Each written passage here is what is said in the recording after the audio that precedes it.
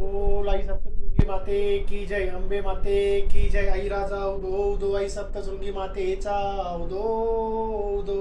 आपण आलो आहोत संगमेर नाशिक हायवे या मार्गावर करे घाटात आई सप्तशृंगी मातेचे मंदिर आहे. खूप जागृत देवस्थान आहे.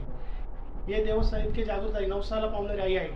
आई सप्तशृंगी माता ज्यावेळेस वणीकडे इथे चालली होती त्यावेळेस आई सप्तशृंगी मातेने इथे विसावा घेतला होता.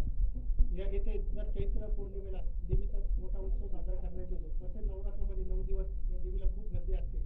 संगमनेर ते नाशिक जे लोक भाविक जातात ते जास्त करून हायवेला आले तर या मंदिरात अवश्य थांबतात व देवीचे दर्शन घेतात. ही देवी खूप नवसाला पावणारी आहे, खूप जागृत देवस्थान आहे.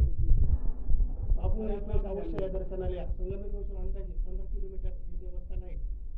लोक दर मंगळवारी, दर शुक्रवारी, अमावस्या, पौर्णिमा या दिवशी या देवीच्या दर्शनाला लोक भरपूर येतात व गर्दी करतात.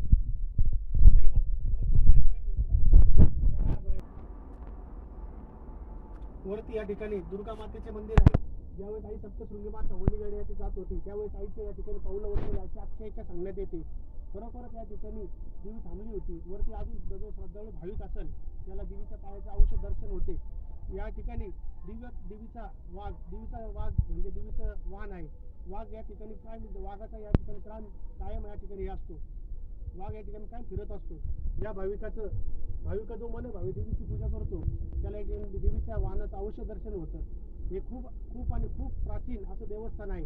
हे देवस्थान इतकं छान आहे. या ठिकाणी निसर्गरम्य वातावरण सुद्धा आहे. आणि या ठिकाणी देवीचे पुजारी अशी माहिती सांगतात, ज्यावेळेस देवीचं मंदिर या ठिकाणी बांधण्यात येत होतं त्यावेळेस देवीला या ठिकाणी बैलगाडीत आणण्यात येत होतं. बैलगाडी सुद्धा वरती या ठिकाणी चढत नव्हती, एवढी ती देवीमध्ये शक्ती तयार झाली होती. मग ही खूप लोकांनी त्या बैलगाडीला धक्का देऊन ही वरती या ठिकाणी देवीची या ठिकाणी प्राणप्रतिष्ठा करण्यात आली व देवी नवसाला पावते. जय माता दी. बोला आई सप्तशृंगी माते की जय, अंबे माते की जय, आई राजा उदो.